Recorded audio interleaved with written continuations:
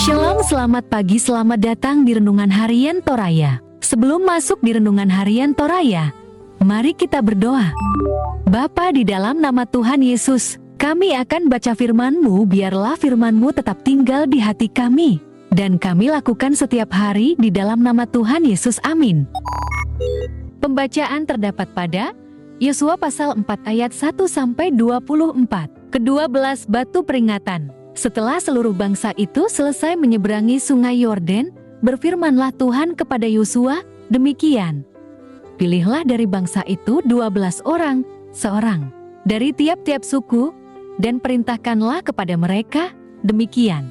Angkatlah 12 batu dari sini, dari tengah-tengah sungai Yordan ini, dari tempat berjejak kaki para imam itu, bawalah semuanya itu ke seberang dan letakkanlah di tempat kamu akan bermalam nanti malam. Lalu Yosua memanggil ke-12 orang yang ditetapkannya dari orang Israel itu, seorang dari tiap-tiap suku, dan Yosua berkata kepada mereka, menyeberanglah di depan tabut Tuhan, Allahmu, ke tengah-tengah sungai Yordan, dan angkatlah masing-masing sebuah batu ke atas bahumu, menurut bilangan suku orang Israel, supaya ini menjadi tanda di tengah-tengah kamu. Jika anak-anakmu bertanya di kemudian hari, apakah artinya batu-batu ini bagi kamu? Maka haruslah kamu katakan kepada mereka bahwa air sungai Yordan terputus di depan tabut perjanjian Tuhan. Ketika tabut itu menyeberangi sungai Yordan, air sungai Yordan itu terputus. Sebab itu batu-batu ini akan menjadi tanda peringatan bagi orang Israel untuk selama-lamanya. Maka orang Israel itu melakukan seperti yang diperintahkan Yosua. Mereka mengangkat 12 batu dari tengah-tengah sungai Yordan, seperti yang difirmankan Tuhan kepada Yosua, menurut jumlah suku Israel. Semuanya itu dibawa merekalah ke seberang, ke tempat bermalam, dan diletakkan di situ. Pula Yosua menegakkan 12 batua di tengah-tengah sungai Yordan itu, di tempat bekas berjejak kaki para imam pengangkat tabut perjanjian itu. Batu-batu itu masih ada di sana sampai sekarang. Para imam pengangkat tabut itu tinggal berdiri di tengah-tengah sungai Yordan sampai selesai dilakukan segala yang diperintahkan Tuhan kepada Yosua untuk disampaikan kepada bangsa itu sesuai dengan segala yang diperintahkan Musa kepada Yosua. Maka menyeberanglah bangsa itu dengan cepat-cepat. Ketika seluruh bangsa itu selesai menyeberang, maka menyeberanglah tabut Tuhan itu serta para imam di depan mata bangsa itu. Juga Bani Ruben, Bani Gad dan suku Manasye yang setengah itu menyeberang dengan bersenjata di depan orang Israel. Itu seperti yang dikatakan Musa kepada mereka. Kira-kira 40.000 orang yang siap untuk berperang menyeberang di hadapan Tuhan ke dataran Yeriko untuk berperang. Pada waktu itulah Tuhan membesarkan nama Yosua di mata seluruh orang Israel, sehingga mereka takut kepadanya, seperti mereka takut kepada Musa seumur hidupnya. Berfirmanlah Tuhan kepada Yosua, demikian. Perintahkanlah para imam pengangkat tabut hukum Allah itu supaya naik dari sungai Yordan. Maka Yosua memerintahkan kepada para imam itu, demikian.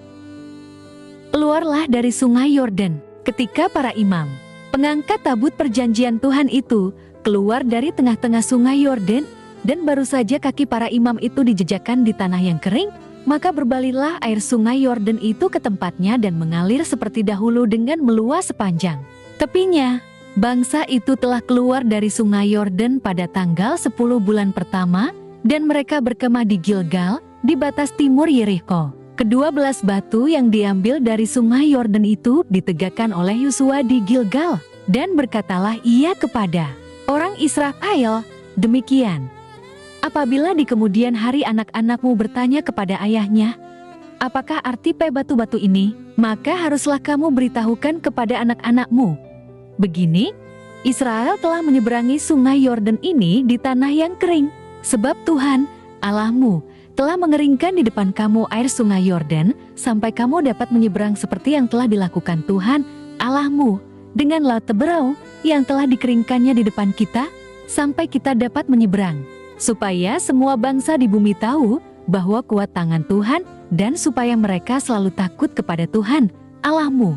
Tema hari ini adalah mengingat pekerjaan-pekerjaan Allah yang dahsyat, tontang ungkilalai pengoran kale-kalean uang, karena nilas titik, rosak susu sebelanga. Peribahasa tersebut menjadi gambaran tentang manusia yang cenderung mengingat hal-hal buruk daripada hal-hal baik, kemalangan alih-alih keuntungan. Sayangnya, cara pandang tersebut kerap menimpakan seseorang dalam kondisi buruk. Ia gagal melihat hal-hal baik yang sudah dilakukannya. Itulah sebabnya mengapa sangat baik jika kita mengingat hal-hal besar yang telah Tuhan lakukan.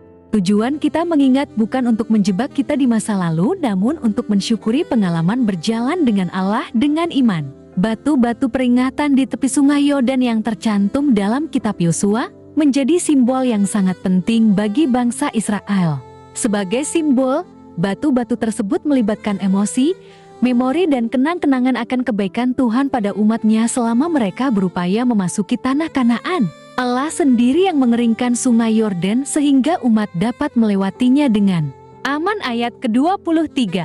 Ke-12 batu tersebut melukiskan betapa berat perjuangan mereka menyeberangi sungai Yordan namun tetap ditolong oleh Tuhan.